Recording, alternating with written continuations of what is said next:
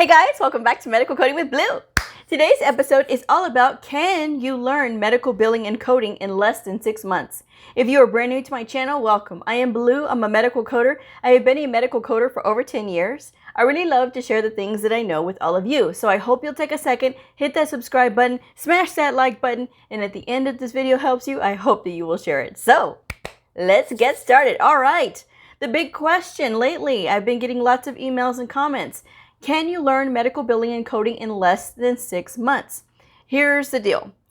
There is a lot to doing medical billing and coding. Medical coding, namely. Medical billing, you don't necessarily have to be certified for this. I've talked about it on other videos before.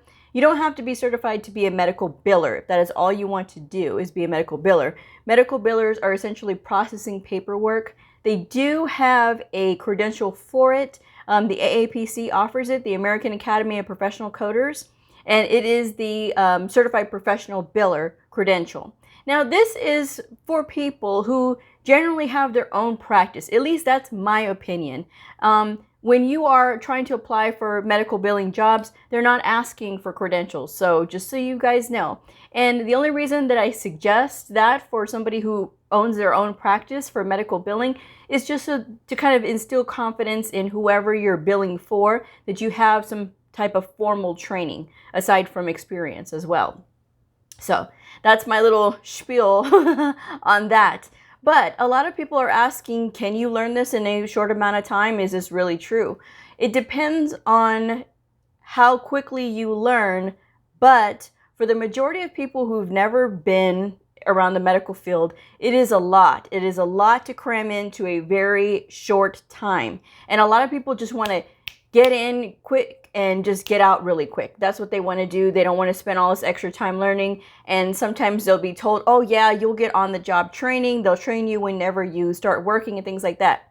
Here's the deal. With medical coding, they are going to want you to know how to code the second you walk in the door. They will give you a test at every place that you apply. If they're interested in getting to know you more, they will give you a test just to see what do you know. And sometimes it'll be just a few quick scenarios. Sometimes it'll be like a multiple choice. I've done a few, actually 4. I've done 4 tests, and you know, they just ask you basic questions. Sometimes it was 25 questions. Sometimes it was 50 questions. So it really all depends on wherever you are applying. But they want to see how much do you know. They want to make sure that you understand the fundamental basics of coding. When you do get training on the job, it's usually so that you can better understand their electronic health record. A lot of times different facilities are going to be using different electronic health records. They use different brands of encoder. So you are going to get training on that, like their systems. But when it comes to the basics of medical coding, they are really not going to want to train you unless you are in an entry-level position and the listing specifically says that they will do training. Those, they're out there, but you have to really look for them. So when you are considering a program, make sure that you're being trained for the American Health Information Management Association or the American Academy of Professional Coders. If you can, make sure that you pick a program that is going to be at a pace that is comfortable for you. Don't get wrapped up in, well, you know, you have to do it at this amount of time, this amount of time, this amount of time. I understand everybody wants to get to work. I get it. Trust me, I was there. But at the same time, if you don't take that time to do like the building blocks and to really understand what's happening, that credential that you get is not going to help you when you get on the outside and you don't know what you're doing. Yes, when you're brand new and you've been out of school and you took your test and you passed, sure, you're still going to have questions. That's understandable. But if you don't know or you don't really comprehend why things are the way they are, you're in really big trouble, okay? So I want you guys to consider those things while you're going to school or while you're thinking about going to school. Because just because you're going to school doesn't mean you have to stop working either. When I was going through school, I still worked, okay? So, and even when I was looking for a job, I still worked. So those are things that you have to think about when you are in school. Yes, I wasn't working the first part of it, But towards the end, when it was getting done almost, I was able to start working, and that was really important. So you are able to do things, but it's how you mentally look at it, okay? It is just a lot. And I get complaints from people a lot, that they feel like they were just trained to pass the certification exam, but now that they're out in the real world, they don't know what they're doing, and they say they feel like they made a wrong mistake. Getting into medical coding is not a wrong mistake.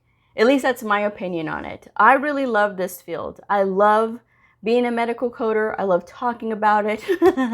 That's why I spend my time at work, and then I get off of work, and then here I am with you guys. These videos take time, okay? Not only that, I have my Patreon channel as well to tend to. So there's a lot of things that I do in conjunction with my own work. And I'm constantly trying to better myself in as far as like learning more and being able to share more with you guys, because I know it's a lot. You know, like I said, we all go through where we sort of question, did we go choose the right thing? Did we make the right choice? This is a great field. This is a wonderful field, and it will take care of you if you take care of it. You have to be able and willing to do your part, okay? Because sometimes when people hear about medical coding, oh yes, medical billing and coding, we can train you in just a few short weeks, and then you're on your way to having this really great career with a great salary and yada, yada, yada. And they're not really telling you like all the hard stuff along the way. And I'm telling you guys this stuff not to discourage you. Please don't take what I say as discouragement. Please take it as what it actually is. I'm giving you guys the facts. These people that run these schools and things like that, they have a recruitment quota that they have to hit. So of course they're going to tell you all the wonderful things about it, and they're going to tell you everything that you need to hear in order to get you to sign up, because it is difficult to encourage adults to sign up to go back to school. My own personal story, and if you're new to my channel, or if you don't know, I went through the workforce. At the time, it was called Workforce Investment Act.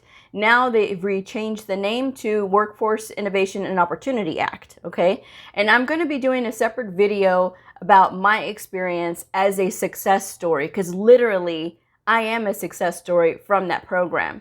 And I literally don't know in my life where I would be if I never had the opportunity to go through that program and to be here with you guys today doing medical coding, having my own channel on YouTube and on Patreon. And I don't know. I mean, but I'm very grateful. I feel extremely blessed for having this gift and being like, I always say that medical coding found me, because like literally when I will talk about this, but when you look at everything that happened to me, everything in my life was leading me to this. Getting in the program and going through the program, taking my certification exam, and then being here. So all of these things take you wherever your life path is taking you. Sometimes you have to say okay, but you have to do your part as well. I know I wouldn't have been successful in this had I not started doing my part, had I not started being more engaged in what I was doing and really like having it click, because you can understand the guidelines, you can understand the rules, but when it comes down to brass knuckles, do you really understand what you're reading? And there's a difference when you really understand the pathology of a disease process, or you really know like your anatomy so that you're selecting the most specific code, or you understand the procedures so you're selecting the appropriate code or codes when it comes to the procedures, because sometimes people miss out. They see that maybe the patient had this one procedure and then it turns out they actually had something else done in addition to. But it is about understanding the procedures that your provider is performing in order for you to make sure that you're able to get everything that that provider is entitled to. Not only that, protecting the patient from getting charged something that they shouldn't even be charged for, okay? And so it's all about those details. This is not something that you're going to learn in a matter of weeks. I've been in this for over 10 years, and I'm still learning to this day. Did I learn enough when I was in school? I learned enough to pass my certification exam and get like my foundation. I already had that. I mean, I had my foundation and everything was good. So it was just about learning more along the way. And this epiphany of learning more didn't really happen until 2014. So when in 2014 is when that passion ignited literally in me for this career. When I said, okay, it's not just a job anymore. This is a career. This is a career. This is a bona fide career. And the great thing about medical coding is all you need is a certification. You don't even have to go to college in order to have a successful, well-paying career. I mean, that is the great thing about this. And the specifics about salary is dependent upon where you are in the US and what type of facility are you working for. Inpatient, outpatient, not inpatient, outpatient, I'm sorry. Public, private, or government hospital. That is the difference. It's huge. It is a huge difference. And plus, it also goes on your experience level as well. So you can check with the Department of Labor or the Bureau of Statistics. I was trying to say it all at the same time. For salary in your area, okay? But like I said, choose carefully the program that you're going through. Really try not to go through these accelerated boot camps, these accelerated programs, these crash courses, because it's really not going to benefit you. At the end of the day, all the money that you have to put out, it needs to benefit you. You need to know what your dollars are paying for. And the road to being a medical coder is filled with people who have been taken advantage of because they didn't know. They didn't have somebody to tell them. That's why I created my channel as well, because like I said before, I wanted to be a place where people could go and ask a question from somebody that doesn't have a dog in the fight. I don't care if you go with AHIMA or AAPC. I'm not a credential snob. Communication, really good, clear communication is also a big part of what we do, because we communicate with very educated people. And don't let this intimidate you. Whatever you do, don't let it intimidate you, because everybody can communicate with a provider. You have to know how to do it. You have to know how to express yourself. You have to be very clear in your speech. You have to be able to write very clearly as well. You have to be able to have good sentence structure. And with all of the word software to help you with sentences and spelling and stuff like that, there's no excuse to have bad grammar or anything like that anymore. There really isn't, especially with all the tools that we have available. So if writing is not your strong suit, try to find a program that will help you to write good sentence structure and things like that. So when you do have to email your providers, you're going to be prepared and ready. So again, like I said, if you're going to pick a program, pick something that's going to benefit you. Don't let a school or a program say, well, we have a limited time offer right now. It's this percentage off and you're going to get this and you're going to get that. And it's just for a limited time only. They have sales all the time. Okay. And if you go to a place and the first thing they start talking about is money, run. Because that's not a place that's going to really be, well, I shouldn't say it's not going to really be, because I really don't know, right? But when I was choosing a school and I had to pick from 3, and the first 2 immediately talked about money. So it's just like, that's kind of like a red flag, right? Because yes, we all know that it's a good paying field, but why is it the first thing that you're telling me about money when I already know this? Don't try to carrot dangle me, because that's not going to work with me. I need to know, what am I going to learn here? What certification am I going to sit for? Can you help me find a job afterwards, et cetera, et cetera, et cetera. That's what I need to know. So those are the questions that they should be answering before they start talking about money. The third school that I went to, or second or third, I don't know. Anyway, one of them, the school that I ended up choosing, she said at the very end, oh yeah, and by the way, the pay is this. But she had said everything else. She had told me about the associations, because she asked me, Do I know anything about medical coding? I'm like, I didn't even know this field even existed. But she said, well, okay. So she explained everything to me. And then, it was just like, okay, we have this and we have this, and you're going to be learning, but you're going to learn on your own. And she was very upfront with that. None of the other schools were telling me that, but that was their format as well, that you're basically going to be sitting in front of a computer and you learn on your own. And we just had somebody that was a coder that came in every once in a while to talk to us and things like that. But that wasn't instruction. That wasn't like, well, you're here with a whiteboard and, we're writing on it and we're talking it out and things like that. There wasn't any of that. So a lot of this was self-taught. But like I said, the passion didn't start to ignite until 2014. And that's when everything turned around. And now look, it's just like this makes me so happy. Being in this field, it literally does make me happy. And you'll find people who don't find the same happiness because they see it as a job. They don't know that they can see it as a career. So it really all depends on your attitude. And it's going to depend on your attitude from day one. So make sure that you are being taken care of.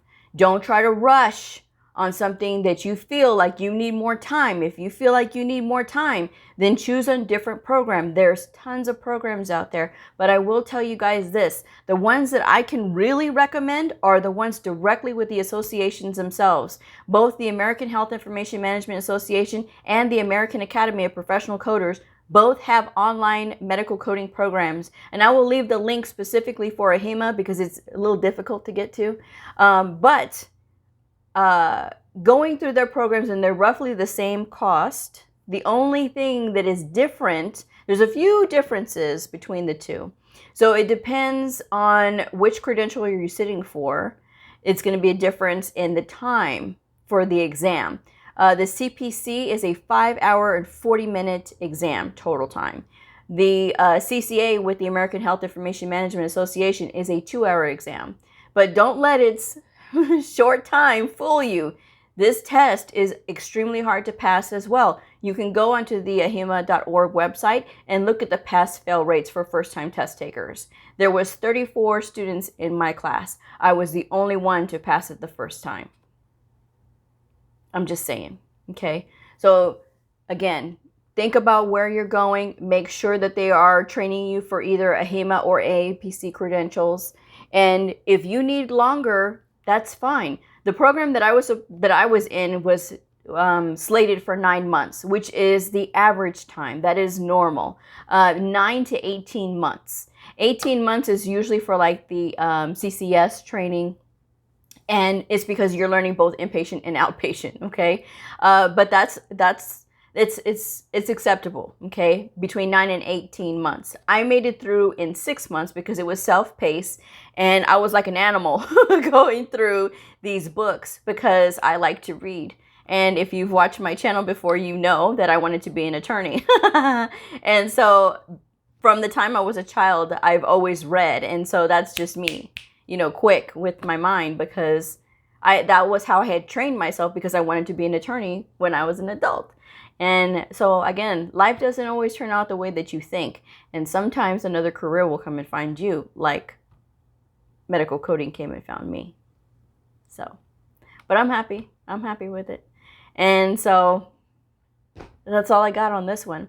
Take your time, guys. Don't rush through it. It's really not going to do you any good.